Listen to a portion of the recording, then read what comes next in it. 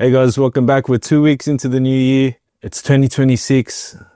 A lot of people have set their intentions and goals for the new year. I hope you guys have. Make sure not to tell anyone. It's very important to keep it to yourself and just work on your goals throughout the year. But I like to think that sometimes it's not just about what we want to achieve in the upcoming year, but what we need to leave behind in order to move forward and take in all the blessings that God will give us throughout the year. Because you can't take the next step into this next season carrying the same negativity from the previous one. We've got to let go of what no longer serves us. And we've got to make room for blessings that are going to come into our lives. You might have seen on Instagram or TikTok that the year of the snake was about deep transformation, shedding old layers, releasing things that no longer align with us, and building awareness within ourselves. In 2026, this year, the year of the horse, we carry that inner work forward through movement, confidence, and we align our actions towards it all. Today's episode, we're just going to talk about toxic Filipino traits we're going to leave behind in 2025. This was inspired by One Down Media's post, so shout out to them. Look, I love being Filipino Australian. I'm proud of our culture in the Philippines and our culture here in Australia. But having an Australian upbringing and attitude, I've got a very different outlook on these traits and how it should be approached. We should love and honor our Filipino culture and our Australian upbringing without the expense on our mental health or having to, not be ourselves around other people or just accepting disrespect. And it doesn't mean we excuse everything. Our growth every day starts when we can say, today this starts and ends with me now. So let's go ahead and start with the first one. Toxic Filipino traits we're leaving in 2025. Number one, Pinoy time, Filipino time. Being constantly late and just blaming our culture. Because I think most of us, when it comes to work or a professional setting, we're quite punctual when it comes to being on time. But sometimes it's common for us to take the gas off the pedal and we arrive late and we just blame being Pinoy, being Filipino. But some key important events, we've got to make sure we're on time. My kuya Reinhardt, he likes to say, if you're on time, you're late. So come in early. Because being late isn't cute, funny or harmless. It can be quite disrespectful to the person that you're meeting. If you're constantly late and you're known for it, it can change the way people perceive us, and it might even cost you an opportunity down the road. Look, if you wouldn't do it to your boss or people you work for or work with, why would you do it to your mates? Except for that one mate, he deserves it that I'm late. We all got that one mate. Toxic Filipino traits we're leaving back in 2025. Number two, chismis. Gossiping to connect with others or being marites. Bonding over negativity creates very shallow connections. Because I think if people are talking with you about others, what makes you think when you're not in the room that they won't be talking about you? Especially when you're not around and they're with the next person. For me personally, I think when people start talking negatively about other people around me, I kind of just shut down because I don't like being around or entertaining that type of energy. And if you ever hear people talking about one of your mates or your friends in a negative way, check them. That's your mate. That's your friend. If I'm ever talking about a friend and they're not around or they're not in the room, I don't feel like I'm speaking behind their back because whatever I say, I've either already said it to them or I'd be willing to say it to their face. And that's the difference between gossip and being concerned or being real. If you've got concerns, be candid with them. Be honest. Don't hide behind chismis.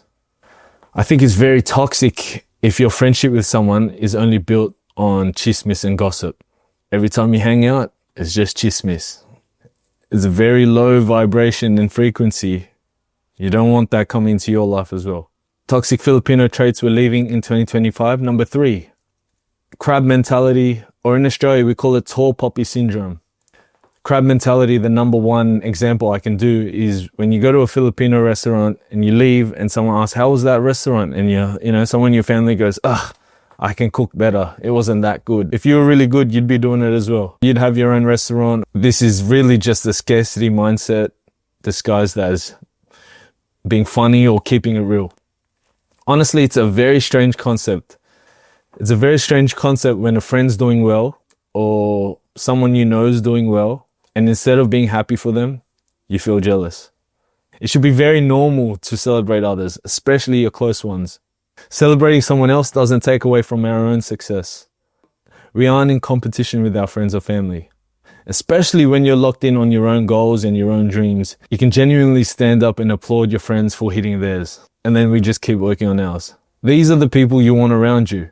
If you think about it, all your friends, high achievers, you're the next high achiever. And it doesn't feel like we're bragging. It feels like we're just celebrating each other every time someone does well. Someone gets married, someone opens a business, someone has a new job. We celebrate. When you're around high achievers, there's no jealousy. Why wouldn't you want everyone around you to be doing well? Most of the time, the ones that are on the sidelines talking, they're just projecting their own insecurities. They're unhappy because they're not where they thought they'd be, or they don't even have goals set for themselves. And you got to think, if someone else is winning or achievements makes you uncomfortable, it's your cue to look within yourself. And that's the inner awareness we were talking about at the start of the podcast. Toxic Filipino traits we're leaving in 2025, pakikisama. Going along with things just to avoid conflict. Of course, we all want less tension and more peace in our lives, but it's exhausting. It's exhausting being fake just so everyone can get along. Especially when someone keeps bringing you down or dragging your name in the dirt just to make themselves feel better. At some point, you got to have enough respect for yourself to set boundaries. And when people show you who they are, listen to them. Don't explain it away. Do not ignore it. You can love people from afar. You can also say no to them, but you can still love them at the same time. Toxic Filipino traits we're leaving in 2025. Number 5, the fear of being mayabang. Hiding accomplishments to stay likable, or lowering ourselves to not to be too showy or arrogant. A lot of people mistake confidence for arrogance, so we end up dimming our own light just to make others feel comfortable. But like I said earlier, when you have the right people around you, like-minded people, high achievers, your energy shines bright together. You celebrate. Someone achieved something here. They won. We all win. And you feel good being proud of the things you worked hard for together. And you should celebrate each other's wins. Shrinking yourself doesn't make anyone else grow. Being proud of your achievements gives other people permission to be proud of theirs too. And you got to think about it. If you're a very confident person and day to day you walk strong with that confidence, it instills confidence around other people. People see it. Now they've got their own confidence, and that's what you want. Energy flows. If your success makes someone else uncomfortable and you feel that energy, that's not arrogance, that's just projection. Toxic Filipino traits we're leaving in 2025. Number 6, bahala na. Leaving things up to fate. Faith without action just turns into avoidance. You can't just hope and wish for things to happen if you're not willing to put in the work. God meets effort, not excuses. There's that saying, luck is what happens when preparation meets opportunity. People look at someone's life and they say, wow, that guy's so lucky, she's so lucky. But they don't see the sacrifices, the late nights, the discipline, the good energy and vibes they bring into the world for them to deserve that. And don't get me wrong, hoping's powerful. Praying is very, very powerful. But God doesn't just hand us the life we want.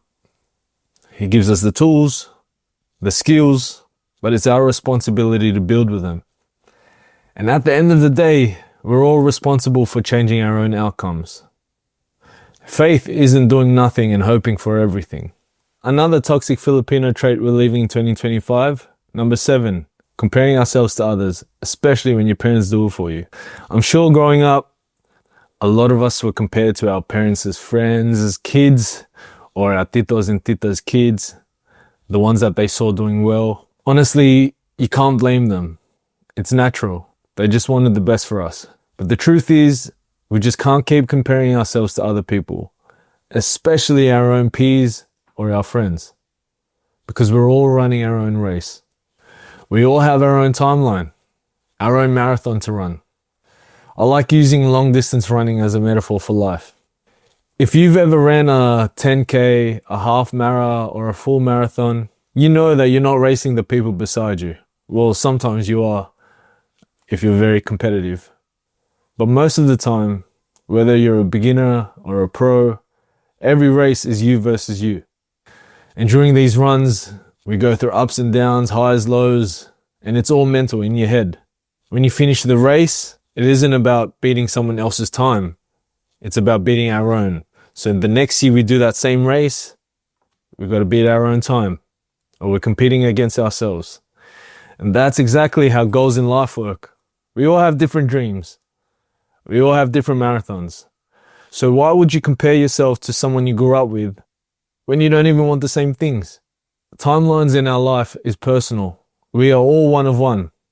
So comparing ourselves to others steals our joy and our momentum in getting the things that we want. You should never feel behind because you're running your own unique race. Toxic Filipino traits we're leaving 2025, hiya, or shame. Holding yourself back from speaking up. This one I actually value a lot. I try to be real with the people close to me as much as I can and speak my mind so there's never any misunderstanding. And if the energy ever feels different, they know why. Because they know me. Because I never hold things back with my family or friends. And you guys shouldn't too. Staying silent doesn't help anyone, especially when someone needs to hear what they need to hear, not just what they want to hear. If a friend comes to you in a vulnerable moment, don't just be a yes man. Be honest with them. That's your mate. They're your friend. Even if I'm wrong, at least I've said how I feel. I'd rather have that uncomfortable conversation than carry unspoken tension. And the loudest regret is that silence you kept. Toxic Filipino traits we're leaving in 2025. Utang na loob. Guilt-based obligation, especially when it comes to money. I don't think this is just a Filipino thing. I think a lot of immigrant families go through this. Don't get me wrong, gratitude matters. Being thankful for sacrifices, for the people who have helped you along the way, for God, for family. It's very important. But gratitude shouldn't feel like an obligation. You can appreciate sacrifices without putting yourself or your own immediate family in a very bad position. I'm actually really grateful that my family stands on their own 2 feet. I'm proud of that. They've worked hard to get where they are, and they don't expect anything from anyone else. Because when you give, it should come from your heart.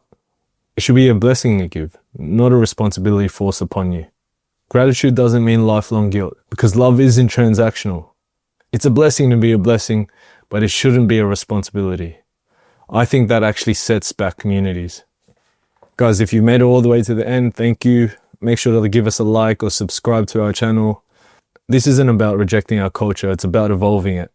Keeping the values that make us strong and letting go of the habits that hold us back. So if this resonated with you, let us know in the comments and I'll see you through the year.